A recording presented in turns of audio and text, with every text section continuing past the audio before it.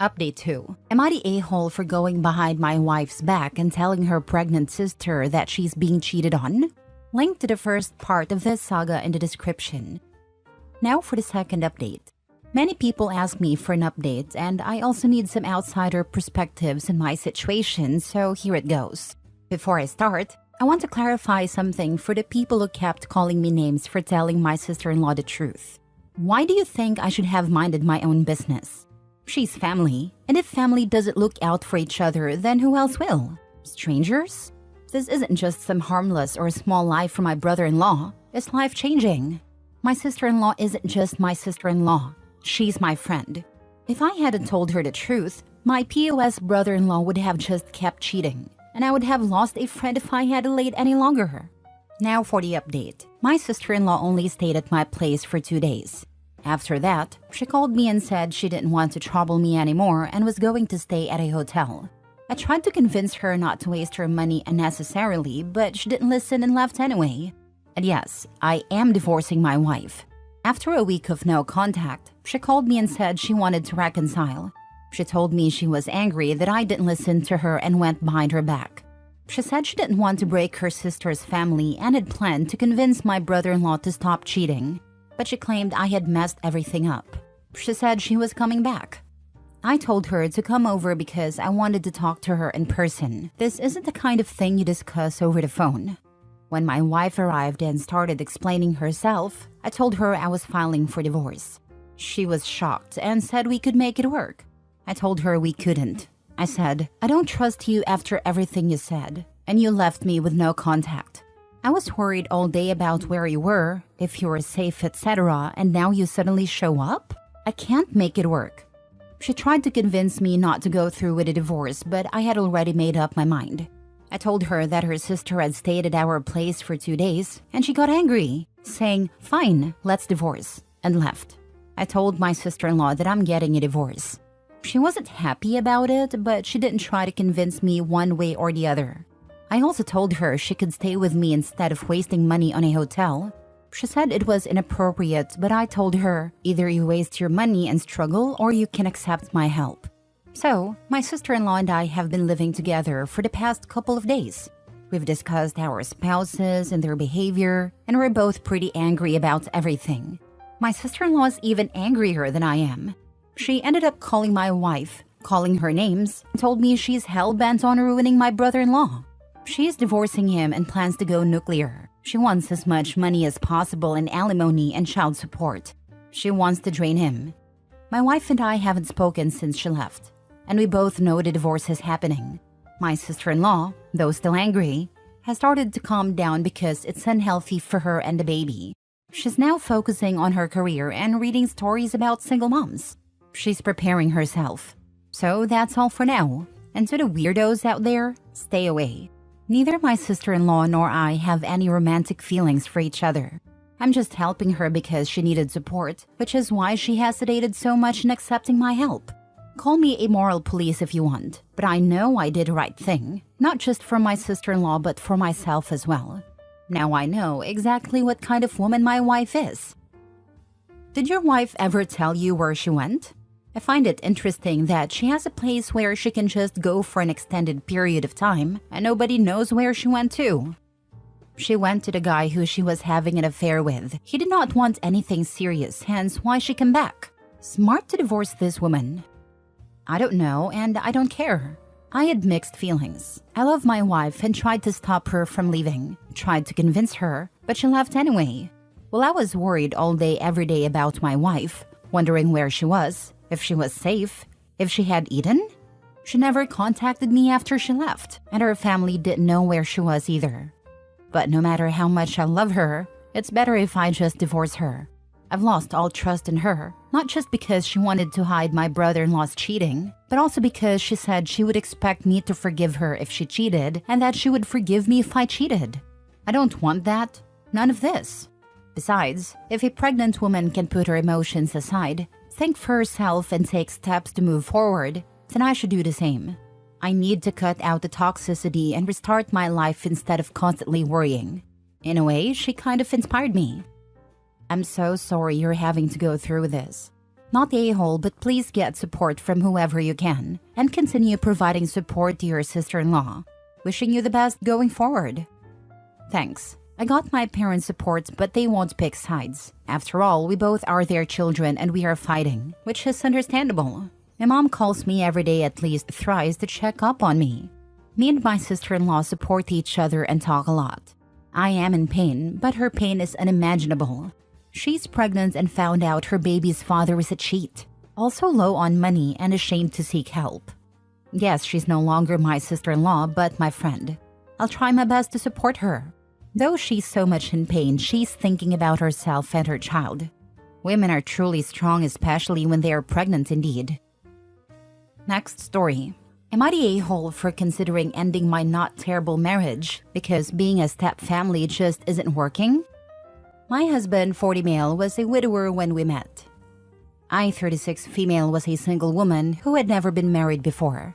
My husband has a daughter, April 13, from his first wife. April was 5 when her mom died, 7 when my husband and I met, 8 when she and I met, and 11 when we got married. Things with April were okay before I got pregnant. And by okay, I mean we weren't very close. She didn't call me mom or say she loved me, but we got along well. And she said she had no issues with us getting married. She was even in the wedding as her dad's best person. All was good. Then I got pregnant with our son, who is now 4 months old, and everything changed. She was furious when she found out we were expecting. She told us she would not be okay with it, and asked her dad how he could do that to her and her mom. From that moment on, she became hostile toward me, very angry, and lashed out at me, my husband, and anyone who tried to say she was going to be a big sister or referred to our son as her little brother.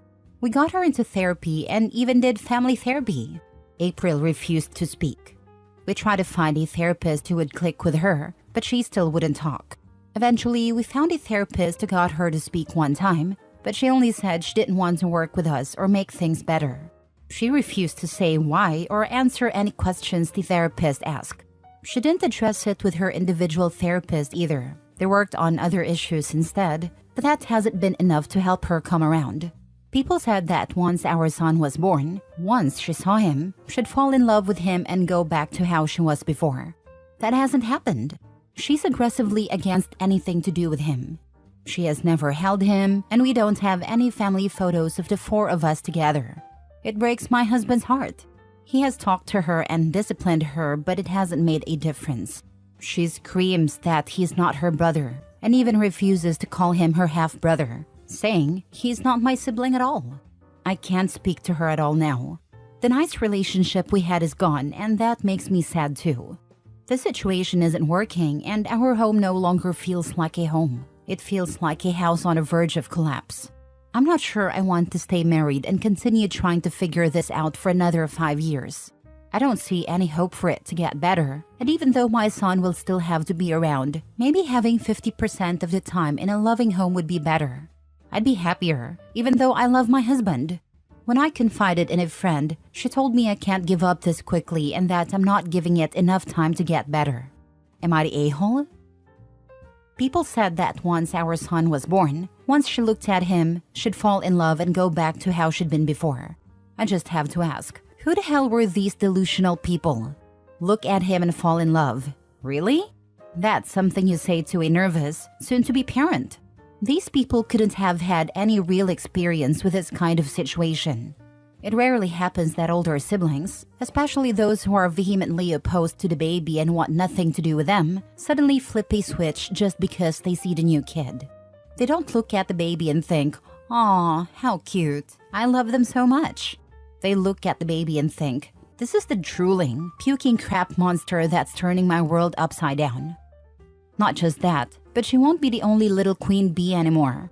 My older sister threw me out of the window as a baby and tried to harm me all throughout my childhood. Be careful. No judgment, but I'd be concerned about your son being with her during your husband's custody time with him if you divorce. Just something to consider since she is part of the household. And honestly, it sounds as if you would be giving her what she wants, which I don't know if that's a good thing.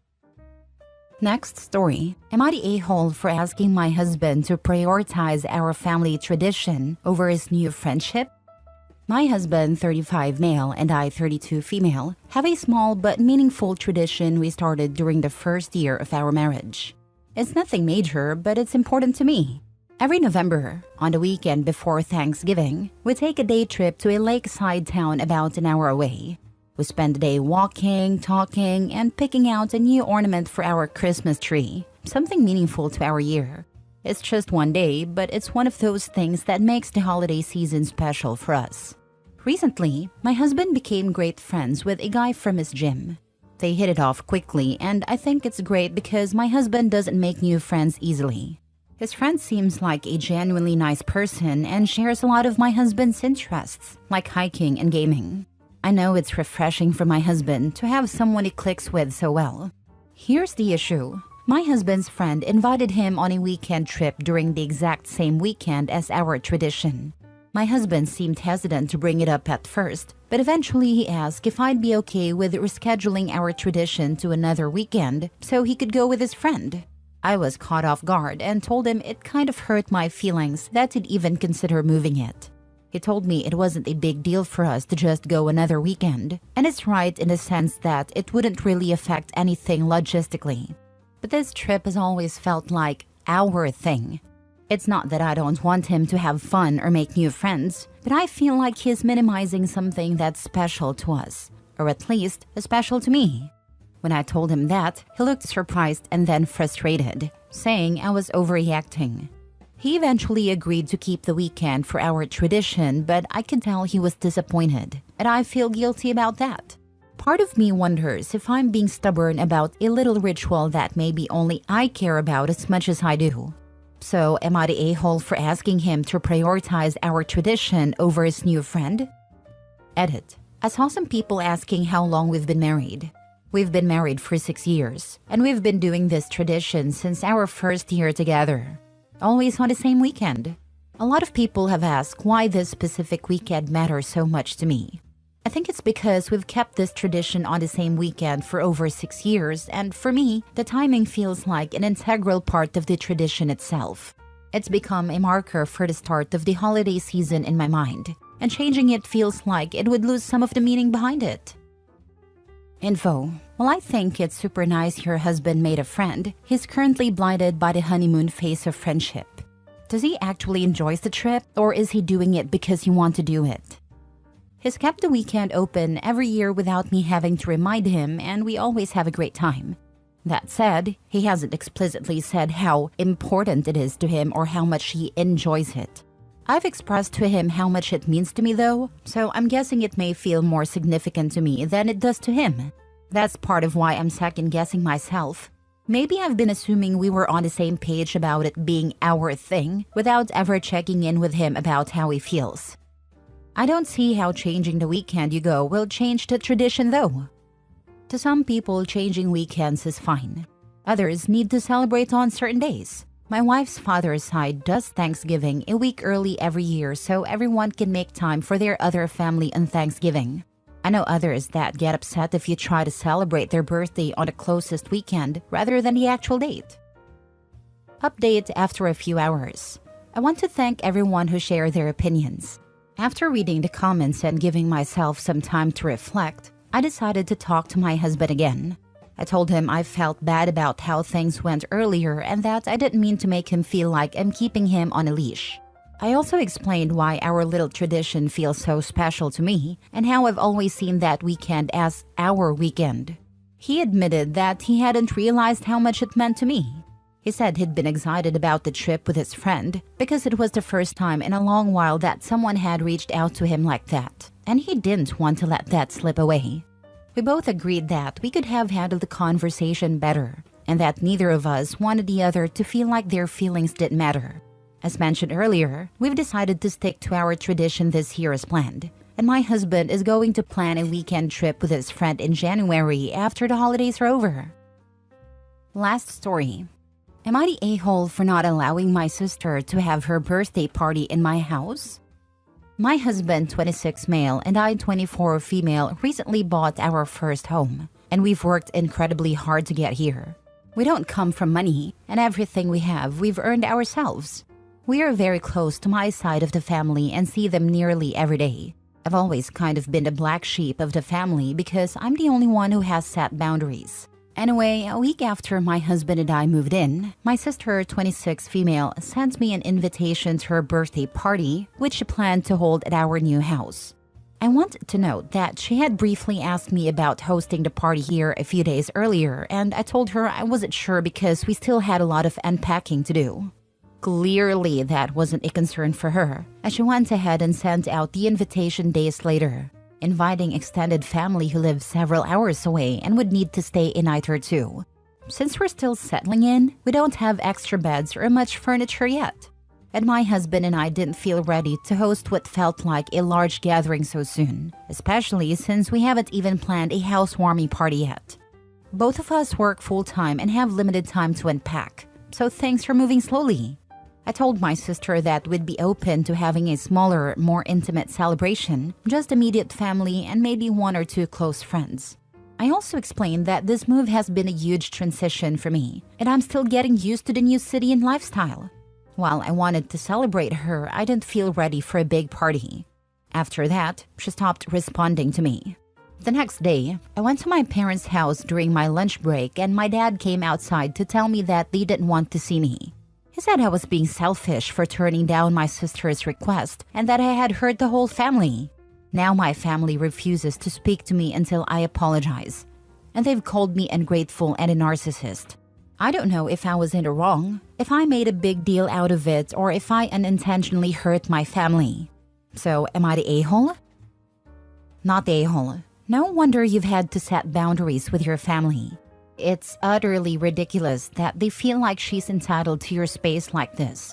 You'd best contact those extended family members before they make travel arrangements, because it doesn't sound like she's going to. Or at best, she'll tell them it's cancelled and it's all your fault, so you look terrible. The entire family seems like they're a-holes, to be honest. Who in their right mind demands someone's house for their own private celebration, then badmouth to everyone? What a nightmare. Not the a-hole. You never said yes. You said that you would have to think about it. Your sister is the one who jumped the gun and started planning and inviting people. I don't understand your dad's comments about you hurting the whole family. That makes no sense. Definitely don't apologize. You've done nothing wrong. Would not be surprised at all if the parents were the origin of, "Our place is too small for that. Why not at your sister's new place? You can have your big party over there."